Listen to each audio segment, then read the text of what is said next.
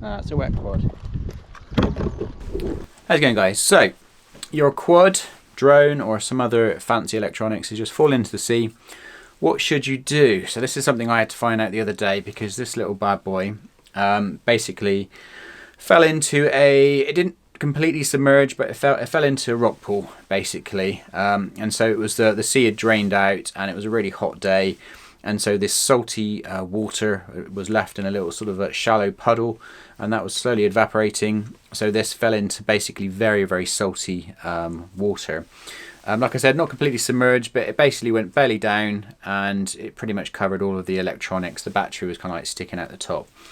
So I had to very quickly figure out what I was going to do to save it, because in case you didn't know this, salt water and electronics is a really bad mix. Salt water in most things is a bad mix, really. Like my cars, my motorbikes, all my camera gear, all my tripods, everything seems to gets covered in this salty, crusty nastiness, and that will just corrode and ruin electronics very, very quickly if you leave it on there. So I didn't have the perfect scenario. I wanted to get it clean as quickly as possible.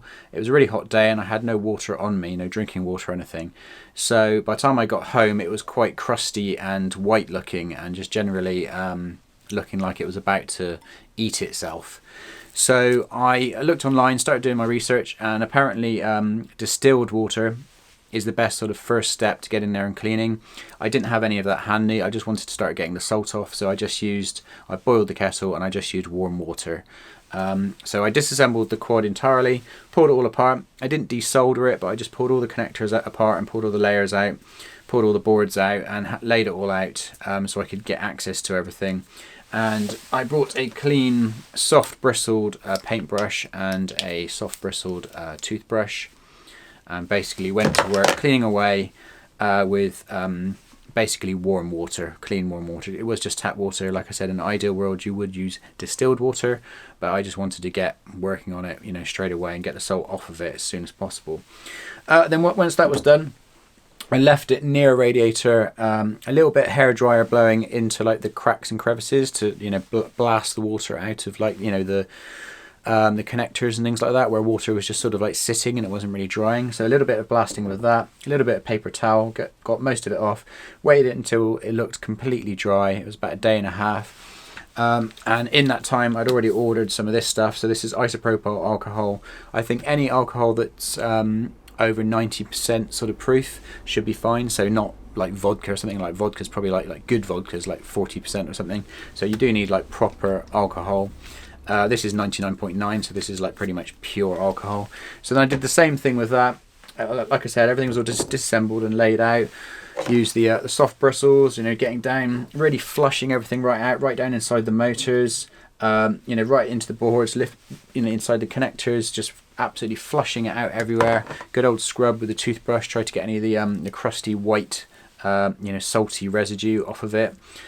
And then again, left it to dry. Again, paper towel, a little bit of hair dryer, a little bit of radiator, and a little bit of sunlight and breeze, and just turning it over and just letting it dry naturally. So I left it about a day and a half, maybe 2 days, I guess. It was quite a warm day, and it looked like brand new. It looked absolutely fine. So I reassembled it, checking it, all the connectors, making sure there wasn't like any liquid or anything nasty in there. And I just did a test flight of it today. Put a fresh battery on there, turned it on, absolutely fine. I did a little quick test flight, not very nice conditions today, but a bit windy and the rain was on the way, but I did a quick test flight nearby, and I swear it flies better than it did before. It's possible there might have been like just crud build up inside the motors and stuff, and I flushed that out, and so now they're kind of smooth, they're spinning a bit smoother. That's one thing also to note, is there is bearings obviously inside these motors, so I was a little bit careful not to try to penetrate the bearings too much on the motors, because you can flush any any lubricant that's already in there out possibly, and then that's not necessarily an issue if it's a camera or something, but if you've got anything with bearings in it, with mechanical moving bits, maybe try not to flush bearings out too much unless they're really filled with nasty stuff. But yeah, in terms of my method, it seems to have worked fine. Like I said, just go at it. Don't be afraid of getting it really quite wet and really flushing it out, because it's better to have a little bit of you know, it's better to flush out nasty salt, which is like stuck on the board, than, you know, with lots of liberal, you know, I poured probably a good cupful, and by the time I'd finished, I pretty much used the entire cupful on it. So I wasn't just like dabbing, I was really like flushing it out. And like I said, I'm no expert in this stuff. I did my research online, that's what I did. And the proof's in the pudding. It seems to be flying absolutely fine, and it looks as good as new now, basically. So anyway, that was what I did. Hopefully this is useful. Like I said, I'm certainly no expert in electronics. I just did a bit of research and asked on like the forums about, you know, quad users and stuff, FPV Life, and loads of people gave me different feedback. Definitely, you know, I'm not saying that I did the perfect thing, because I should have used distilled water, not tap water, to start off with. But I just wanted to get the salt off of it. It was like just a crusty mess, and I wanted to get on it straight away. I didn't have any distilled water to hand.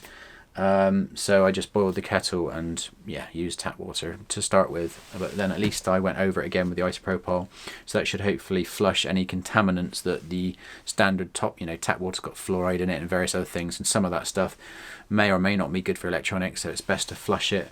But definitely I would recommend the alcohol thing, because it did seem to just look, it seemed to get any nastiness off, and it just looked super clean afterwards. It just looked like a brand new board. But previously it was covered in, like, you know, bits of grass and mud and dust and salt and all sorts of crap. Problem with a lot of these quads is that the propellers are exactly in line with the electronics, and so if you just like land in some grass, it cuts through the grass, and your electronics end up looking like the underside of a lawnmower. They just get coated in like green and dust and crap, and stones fly in there and all sorts of stuff. So I do recommend the alcohol as a cleaning solution, because that's what everyone recommends for electronics, and it does actually do a pretty good job of getting it clean as well. Anyway guys, enough waffle.